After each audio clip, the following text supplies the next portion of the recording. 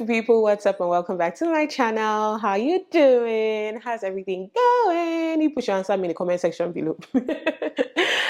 What's up guys, welcome back to my channel. I'm Bemi Badmus. Thank you so much for stopping here today, this beautiful day. I don't know why I'm this excited, but it's that time of the year again. It's back to school season, baby. It's back to school season for all of us that are in school, from graduate students to undergrads to high school students to even my daughter that is starting kindergarten. Teacher is starting kindergarten. I'm so excited for her. Ah, God, you guys, I can't wait. I can't wait. Anyways, it's back to school season. Everybody is coming back to school next week. Some people are starting brand new this semester, and that is why we are here today. I'm going to be sharing some tips and advice and things I've learned to international students that are just coming to school, you know, that are just going to start school in Canada this fall semester. I don't know what they call it wherever you are. I feel like it also applies to maybe those that live in the US. Just tips and things I've learned so far in my short time of being here in Canada as an international graduate student. So yeah, if you are interested, just keep watching. So this is part one of the things that I think international students should know while coming to school in Canada. I was supposed to make a full video about this, but the academic or school one has gotten so long that I don't think I can fit everything in one video. So this will be part one, and then you guys should just watch out for part two, when I'll be talking about some of the other things that I think international students should know. If you are interested, just keep watching. Okay. Ignore me, please. Let's just jump right into the video. Skedaddle into the video real quick, you guys. I just think it's just a perfect time to just give some tips, and so just some things that I've learned so far that I think that would be helpful to some international students, especially if you're coming from Nigeria. Obviously, because I'm Nigerian. Yeah, but no be advice, Sha. I know the advice person, like we always say in the words of Asi Darling. I know the advice person, but I'm just sharing what I think you guys should know. First off, let's start with like school. Obviously, that's why you're in school. You're a graduate student, undergraduate student. So let's just start with school. Now, the first thing I would say is that a lot of the schools that you're going to be attending have like orientation programs. I would say take them seriously. Attend those orientation programs. Don't take them for granted. Don't say, I already know everything I'm supposed to know. There's nothing new that I want to learn. Listen, you will learn a lot from those orientation programs. You would also get to meet people. You'd also get to connect with people. You get to know like faculty members. I don't know if your school would have like a faculty orientation. My department had one for us, and then the international students body also had one for us. So you need to attend those sessions. They may be long. I know sometimes they always have like tea break and stuff for you, but I just advise that you attend them, and then you make use or you utilize the networking programs that they have, you know, at the beginning of school. Sometimes I know that some schools will set up like booths for different departments where you can go from one booth to the other to learn about different things on campus. I think it's very important for you to attend those things. Do not take them for granted and be sleeping in your room or, you know, doing something else, right? The next thing I would say is pertaining to classes. So once classes start, classes are most likely going to start in your first week of resumption. I don't think you should miss any classes. From especially that first week. So you get to go to the class, you get to know, I think the first day is always mostly about what the course is about, what the grading system is going to be like. So that's when you get to know that this professor takes attendance seriously. Maybe attendance is 10% of your grade or 20% of your grade. This professor doesn't really care about attendance, but cares about the assignments, you know, different things like that. So I would always advise that you do not miss your first classes. Like, don't. No matter what you want to do, don't miss that first class. Maybe during subsequent classes, which I don't even advise. You know what, let me just say right now, don't miss any classes. The main reason why you have come to Canada is to go to school and is to get good grades, because whether you like it or not, those grades are going to be very important in the long run, in a grand scheme of things. So it's important for you to go to school. it's important for you to attend classes. I don't know if most people know, but then there's this thing where your school is mandated to send your reports, like the report of the graduate students, to IRCC. So they don't sit down there and say they will not know if I came to class or not, or they will not know if I did not write this test or not. They will know somehow. So please don't let your own story be the one that everybody's going to be using to learn lesson. They will not say, oh, this thing happened to this person, and now the person cannot get their grades, or now the person cannot get their PR, or now the person cannot get a job, or something like that. Go to classes, attend your classes. That is the reason why you're here. That's the most important reason why you're here. Work is secondary, honestly. Your main focus should be on your school and your grades. So now, you see those assignments they would give you in class, you see those projects they will give you in class, you see those midterm tests that they will give you in class. They are very, very important. You should take them seriously. Sometimes, before you even do the final exam, you've already sealed your A. Like, going to the final exam is like easy breezy, because depending on how the professors grade, there are some professors that honestly I cannot understand why you would say final exam is 50% of your grade. I don't fancy those professors, but I still have to deal with them. There are some that are like that, but then there are some that will just tell you that your final exam is just 10% of your grade or 20% of your grade, which means that, like, you can't, even if you get all the full 20% in your final exam, if you've been missing, maybe assignment is 10%, first midterm is 20%, second midterm is 20%, and maybe that's 30 points left. Maybe you have a project, maybe you have two projects, 10% or 20%. If you've been failing on those ones, it's really, really going, there's no miracle you'll be able to pull in your final exam that would make you get that A. Sorry, me, I'm an overachiever, so I think in terms of A. That's what I think. I know there are some people that are just like, you know what, let's just pass and just, let my people go. At the end of the day, we'll still collect certificates. God, I don't advise you to be like that. Please let your mindset be on A. You cannot be spending all this plenty money. You can't be spending all this money to just let my people go. I just want to go, and that's at the end of the day, we'll just get a job after. Please, I beg you. You know that the way RCC and the way the whole Canada thing, they change their rules anyhow. You don't know, maybe it is on your head that they will say they want to start looking at grades or something like that. Please, please, please, I beg of you, take your classes seriously, take your assignments seriously, take your projects seriously.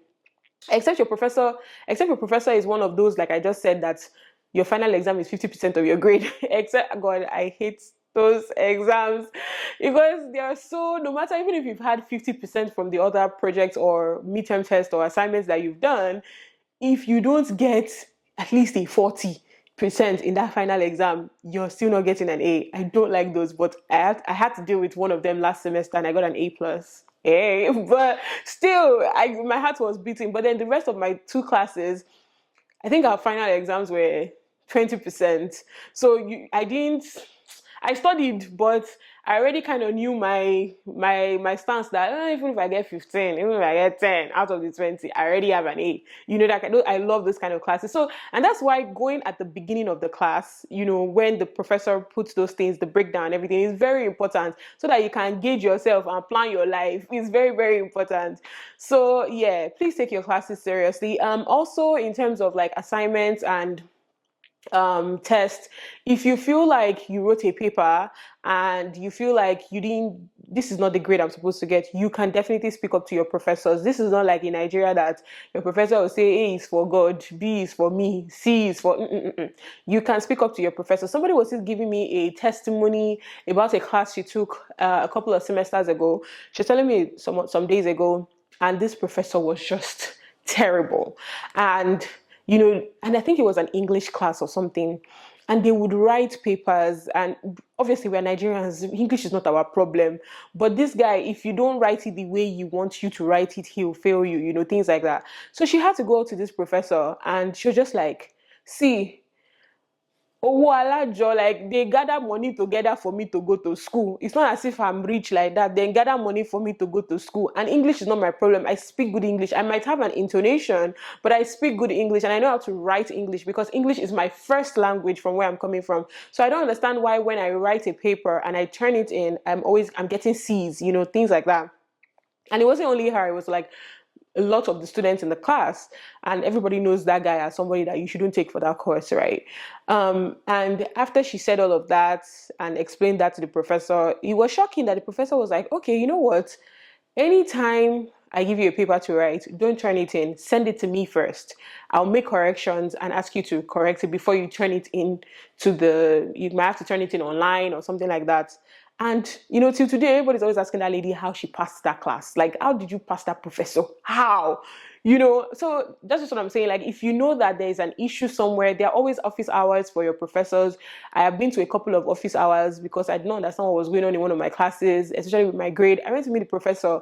Ma, can we, I even had to ask for extra credits. I was like, is there something I can do on the, like, another paper or another test just to boost my grade? Funny thing was, eventually I even had an A in that class. I was just panicking for no reason. My funny thing was, my colleagues actually told me I was panicking for no reason, but that's another gist for another day. But yeah, like, just make sure that you talk to your professors if you feel like you're not getting the right grade that you're supposed to get. One of my friends, yeah, I can call her friend now, one of the final exams that we wrote, because most times for your final exams, when you write it, school has closed, they'll just send you your grades, so you don't even know what your script or what your paper looks like. This girl is so ambitious. She actually went to meet that our professor. Me, I didn't care. I didn't really care. Maybe I should have done it, Susha. And she went to look at her grades, and she looked at her script and found like a couple of mistakes there. And I was like, I've learned that lesson now. Next semester, I will not just let final exams go like that. I will go and be checking my script, and that's how she was able to get extra points, even though it didn't really change the grade for her because she still got an A plus. But I guess it just moved her from maybe like 96 to 98, something like that.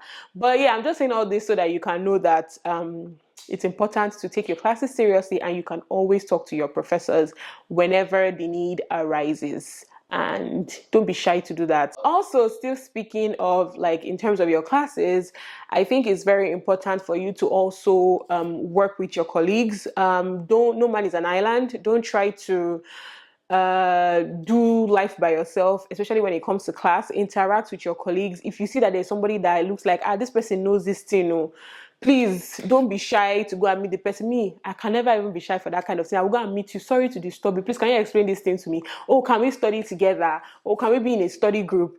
Something like that.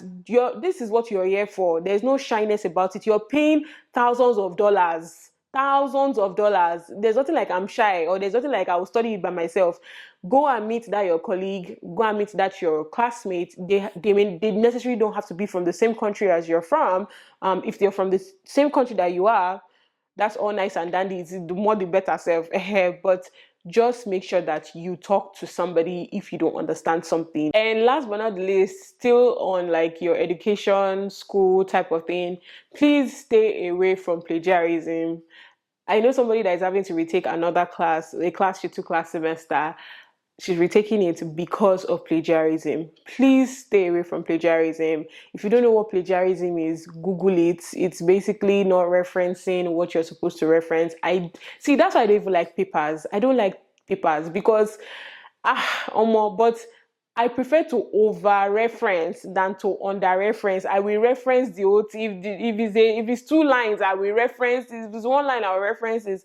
Please stay away from plagiarism, because if you plagiarize somebody's work, you don't reference it well, or it seems like you copied your friend's assignment, or you copied your friend's project or something, it's not even only you, even that friend will get into trouble. So in fact, it's not even just staying away from plagiarism for yourself. Also, when somebody is saying, oh, can I see the assignment that you did? Can I see your work? Please know how you will show the person before the person will go and copy, including your name and your ID number and everything. And you now have to be explaining to the professor that, no, it wasn't like that though.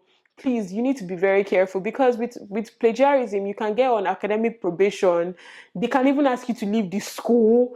They can ask you to retake. Some people are lucky. You're extremely lucky if you're caught plagiarizing, and then they tell you that you should retake the course. Like, you failed that course, you will retake it. That's even the lucky ones. Some people will get bounced out of that department. Some people will get bounced out of that school. So please, take it seriously. Don't plagiarize somebody's work. Don't copy somebody's work. Don't when you find sources on the internet, reference them correctly. There are so many softwares now that you can just Google and say reference in APA style, MLA style, whatever style you want to use, and you just put the link or put the name of the book and stuff like that and just reference. It's when I wrote papers last semester, ask my colleagues, I feel get like 25 references for a 1-page paper because I don't want to hear they say. Oh God, I don't want to hear anything like that. Besides plagiarism, I think you should also know for your department what the cutoff mark is. Is it cutoff mark? So like for example, in my department, if you're doing an MBA program, you cannot get less than a B minus. Like if you're taking a course, for example, financial accounting, statistics, economics, whatever course you're taking, you cannot get below a B minus. I don't know if this applies to every school, but in my school, and if you're doing MBA program, you cannot get below a B minus. A lot of people doing the post-bac programs, those ones cannot get below a C minus. So if you get a C minus, you have to retake the class. If you're in an MBA program, if you get a B minus, you have to retake the class. So you need to know these things too. So it's not just, I just want to pass. Some people borderline in my department, maybe they just borderline get a B. They are happy, oh, I just want to pass. But what if that B that you think you're getting now falls to B minus and you now have to retake the class? Please, let's be guided. I beg. Make sure you know your department's cutoff mark when it comes to the courses that you have to take so that you don't, you're not found wanting in whatever way or the other. So this is part one of the things that I think international students should know while coming to school in Canada. I was supposed to make a full video about this, but the academic or school one has gotten so long that I don't think I can fit everything in one video. So this will be part one, and then you guys should just watch out for part two when I'll be talking about some of the other things that I think international students should know. If you agree with me, if you're an international student that you've been there, you've done that, please add your own comment to the comment section down below, especially when it comes to like, the school, the academics and things like that. And then in the next part, we'll be talking about every other thing that we all think that you should know. Yes, so watch out for that. Thank you guys so much for watching this video, and I will definitely see you guys in the next one. Bye guys.